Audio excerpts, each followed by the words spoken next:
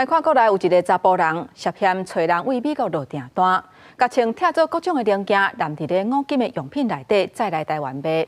一家台美合作查到16几千，而且警方嘛发现讲，这个嫌犯2年外时间拢用这款的手路走私入来台湾，而且尚无有世界。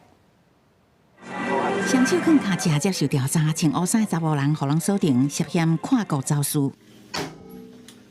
偷偷甲穿点点运来台湾，互美国海关早一步查落来。经过美方监视有杀伤力，查到的第一时间马甲台湾通报。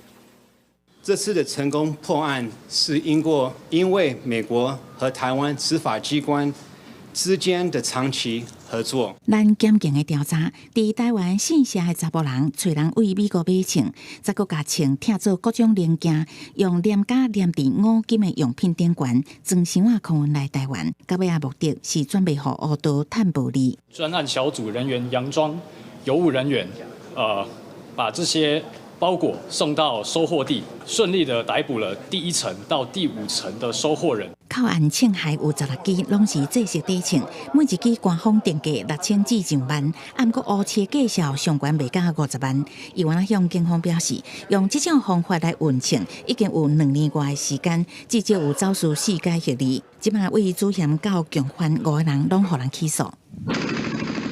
为去年4月，新北市土城光头白日断点互人开51枪。今年11月，台南客家的88枪案，国内一直发生重大枪击事件。过来看警方的统计，查到的枪械将近10件，甚至10外件，暗过数字也是惊人，凸显国内乌枪的问题也是真严重。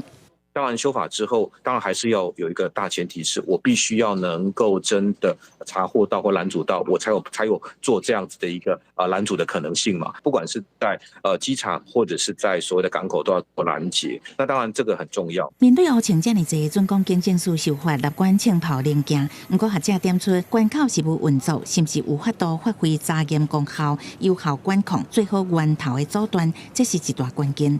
甲各国的合作以及争取的交换。也拢爱重视。记者综合报道。